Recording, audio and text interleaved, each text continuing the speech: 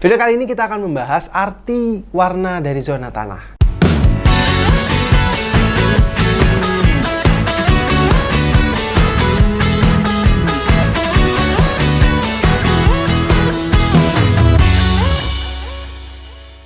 Sebelum kita lanjut ke materi, jangan lupa untuk subscribe dulu channel kita di Kalian, karena kita banyak banget membahas seputar tentang investasi, tanah, dan properti. Dan barangkali kita menemukan pertanyaan-pertanyaan dari seputar tanah dan properti, bisa kita jawab juga di channel kita. Jadi jangan lupa untuk subscribe dulu.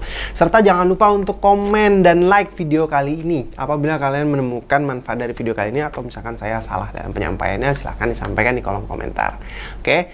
Video kali ini kita akan membahas arti warna dari zona tanah. Jadi arti warna dari zona tanah yang akan kita bahas ini adalah pengertian apa sih dari warna-warna tadi itu, manfaatnya apa, keuntungannya apa, kegunaannya untuk apa gitu.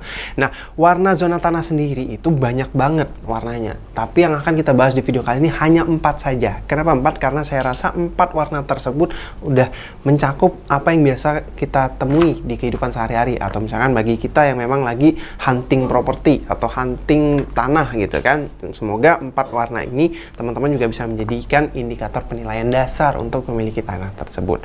Baik, setiap pemerintah daerah memiliki rencana tata ruangnya masing-masing. Artinya tidak bisa disamakan daerah yang satu dengan daerah yang lainnya. Nah, mereka merencanakan di sini biasa kita kenal dengan istilah RT RW atau rencana tata ruang dan wilayah.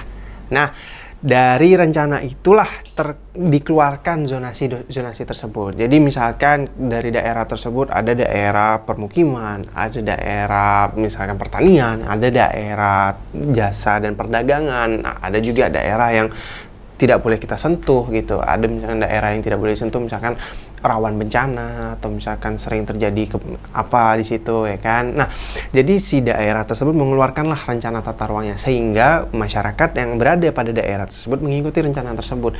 Nah, inilah jadi jadi dasar kita agar kita tidak sembarang membeli tanah.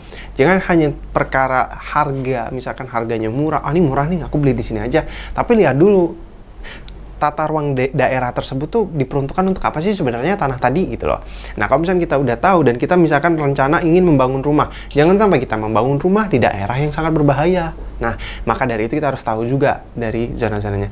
Nah, zona-zona tersebut kita bisa ketahui dari klaster warna. Warna-warna yang tadi akan kita bahas hanya 4. Artinya dari 4 warna ini kita bisa tahu nih, oh ternyata warna ini nih untuk apa sih gitu. Oh, saya ingin bangun rumah nih, berarti saya cocoknya cari warna apa.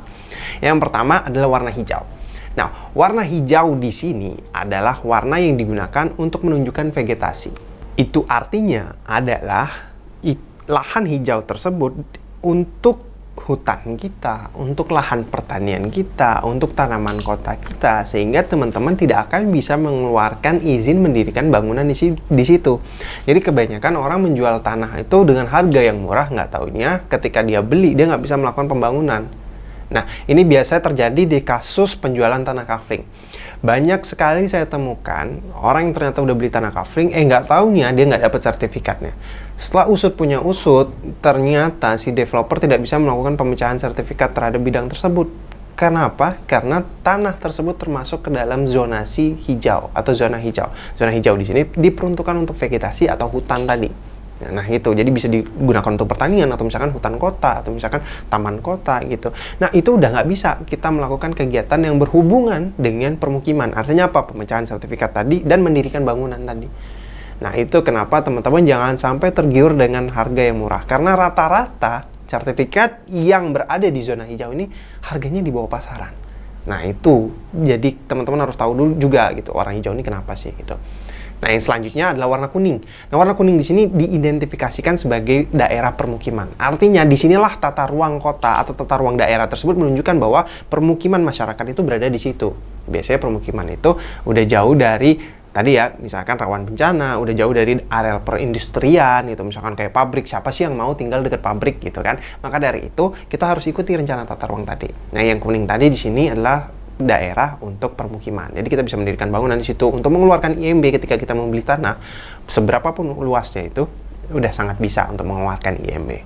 Nah, yang ketiga ada zona berwarna ungu, orange atau coklat. Nah, ini tergantung dari daerahnya masing-masing ya. Ada yang pakai ungu, ada yang pakai coklat, ada juga yang pakai orange gitu kan. Nah, di warna yang ini itu menunjukkan bahwa daerah tersebut memiliki kebijakan untuk menggunakan daerah tersebut sebagai daerah jalur jasa atau perdagangan.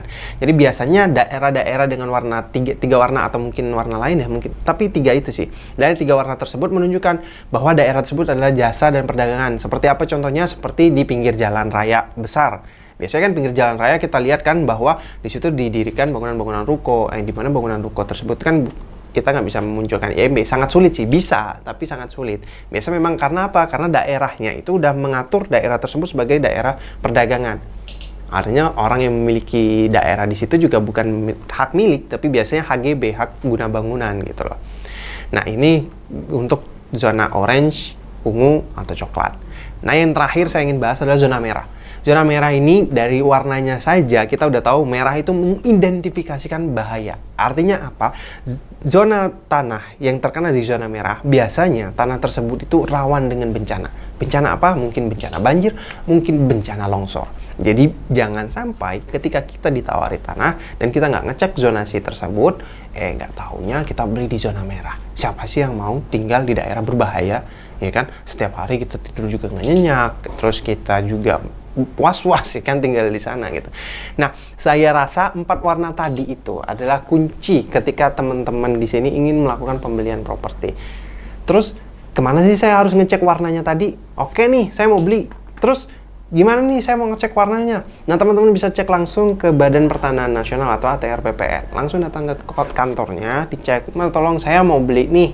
Ini contoh fotokopi sertifikatnya. Saya mau beli properti di daerah sini, saya mau beli tanah. Apakah daerah ini masuk ke zonasi permukiman atau tidak? Saya rasa mereka akan membantu teman-teman sekalian dengan sangat mudah dan sangat cepat juga. Mungkin itu video kali ini. Jangan lupa untuk like dulu videonya apabila teman-teman menemukan manfaat, dan jangan lupa subscribe juga channel kita, karena kita banyak banget membahas seputar tanah, properti, atau mungkin investasi-investasi lainnya. Saya mohon maaf kalau misalkan dalam penyampaian saya ini agak kurang, atau misalkan kurang pas, atau pengertiannya tidak itu. Saya mohon maaf karena saya manusia biasa. Boleh di kolom komentar, boleh diisi aja apa yang salah, atau misalkan apa yang kurang gitu kan. Kita diskusi aja, siapa tahu kita menemukan solusi masalah baru gitu kan. Atau mungkin ada zona lain yang harusnya kita tahu juga itu, yang selain yang tadi saya udah bahas. Mungkin sekian, terima kasih banyak kalian udah menonton sampai akhir video ini. Jangan lupa untuk cek video-video kita lainnya juga, karena kita banyak banget bahas-bahas seputar properti dan tanah juga. Semoga bermanfaat. Saya Abdul Maliki, salam undur diri.